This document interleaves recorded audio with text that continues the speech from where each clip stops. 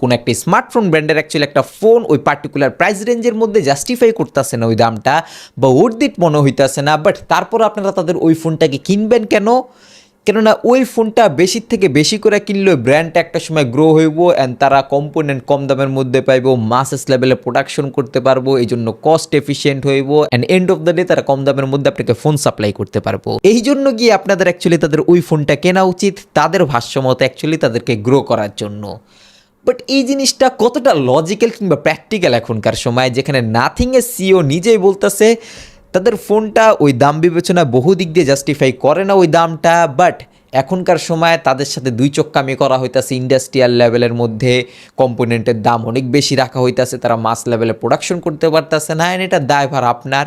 এখনকার সময়ে আপনাদের উচিত তাদেরকে হেল্প করা। লজিক্যালি একটা জিনিস ভাবেন, যে জিনিসগুলো অ্যাকচুয়ালি তাদের কন্ট্রোলের মধ্যে আছে ওই জিনিসটা নিয়ে তারা কি ভাবে নাকি?